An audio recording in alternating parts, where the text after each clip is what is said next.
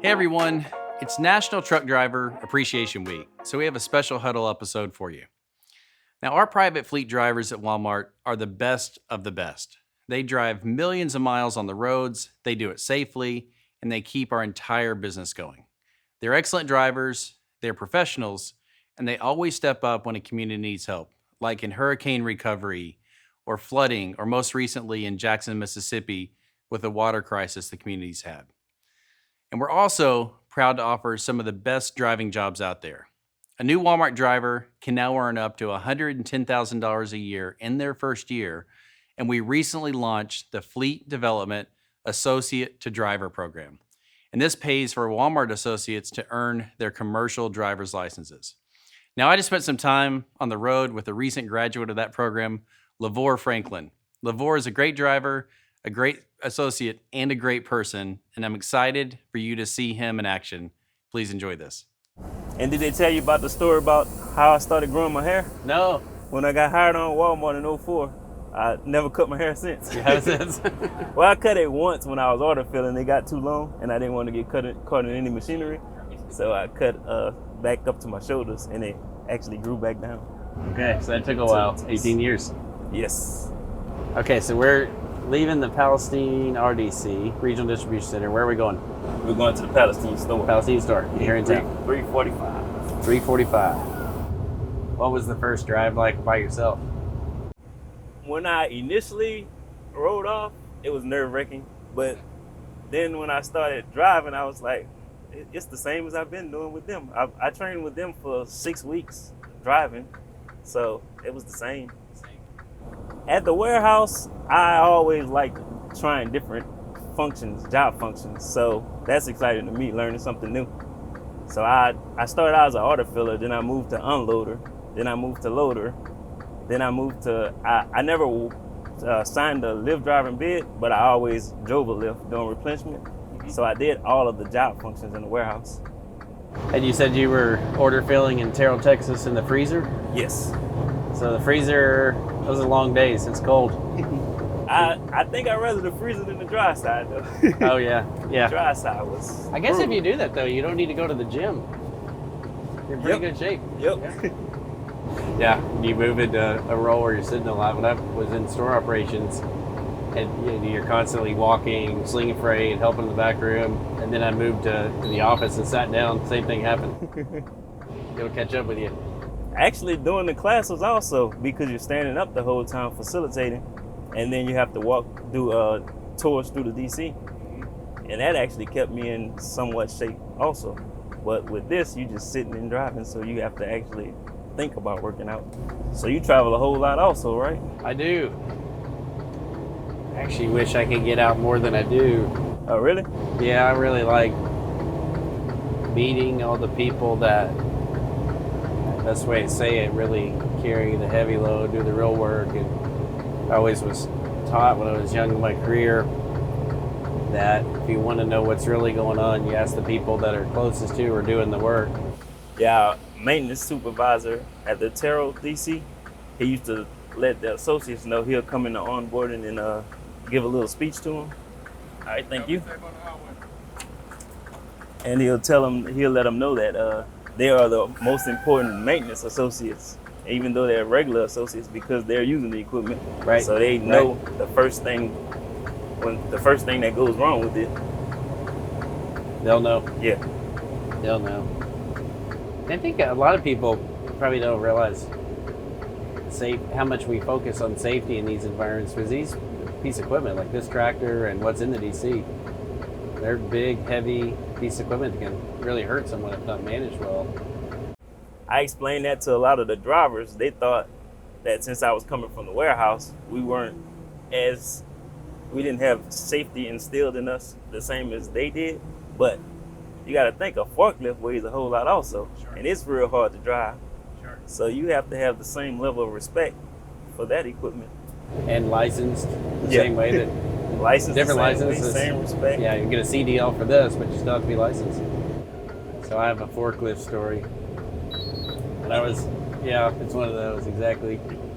I was new at the company. This is probably around April my first year, I got my forklift license, and I was so excited. As what I did, I worked in the garden center, so I was out on the parking lot all day. And in Arkansas in the summer, you know what that's like.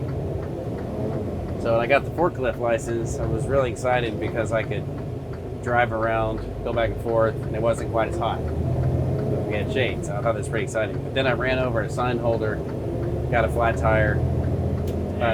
Yep, here it is. I've been here 3 months. I'm about to lose my job. Well, luckily with Walmart, they're forgiving. We're forgiving. As long as you turn it in. I did. Oh yeah, I was owned up to it. But like any new place, you feel like you just feel like I want to make a great impression. I don't want to do anything wrong, and then I ran over a sign holder. We say all the time that bad news needs to travel fast, and when you have bad news, if it travels fast, and quickly we can get the right people who've been through the same thing or know what to do together to solve it. So when you started training in this for reverse maneuvers, how long did that take? How many? Man, I'm still learning that. Well, you know, I talk to people that say, well, I can't back up a trailer or a boat, but it's not natural. You have to practice and learn and do it over and over. Because you actually have to turn the opposite way. Right, when you turn the car, so it's and then start correcting before you go too long, otherwise it overturns. My hardest, believe it or not, there's a lot of space, is parking at the DC. Like bringing my empty back in and parking it. The only reason is because, there's 2 trailers. Usually you have a whole lot of room and you can maneuver and fix your mistakes. You have a lot of room. But at the DC, if you make a mistake, you have to pull up, reset, back in again, pull up, reset. So just 2 weeks ago, I finally got to where I can comfortably do it. The good thing there is all the other drivers are watching you too. Yes, they all piled up looking.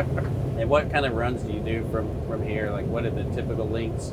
It's regional, so the farthest you'll do is maybe 650 miles. Okay. So mostly it's like just 3-hour trips. You drop in 3 hours back. 3 hours out back. 3 hours to some other spot. Mm-hmm. But it's never like across country. So is it easy to get your bearing in the lanes? Sitting at this high? No. Took some practice? No. I realized since I've been driving this that I couldn't drive a lick. I thought I can drive, but no, I couldn't drive. Now I'm okay, but before, nah. And me, I'm overly cautious. So if there's something where I can't see it, I'm worried about it. So I'll get out like 10 times just to keep looking. I know I can make it, but I still get out and look. And my trainer will be like, I'm watching you, you got it. And I'll be like, are you sure?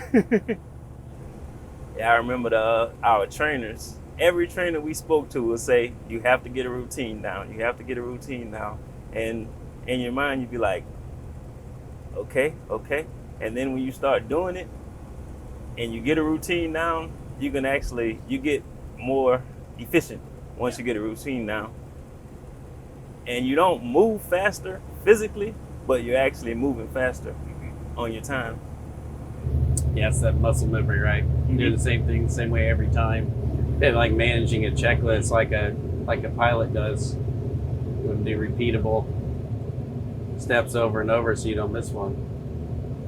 Yeah, I was just talking to our GTM about when I do my 360, I actually like count the poles. That way I know how many's behind me, because me, I'll jump in the truck after I just look at them and not pay attention. But if I actually count them, and when I get in the truck, I'll like, okay, there's 7 poles behind me. Then I'll be more vigilant of where the poles are, as opposed to just walking around and la la la la la and then hop in.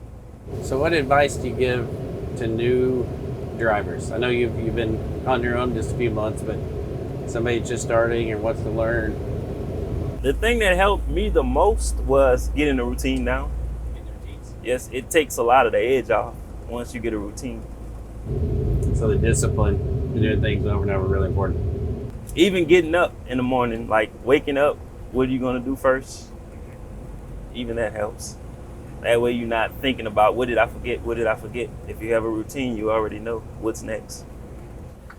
All right, so now I gotta... You can do the drop, and then the next driver will... Oh, we gotta swap them out? Yeah, I have to pull one out, put this one in, and... Reconnect and then take the empty. Yeah. Let's do it.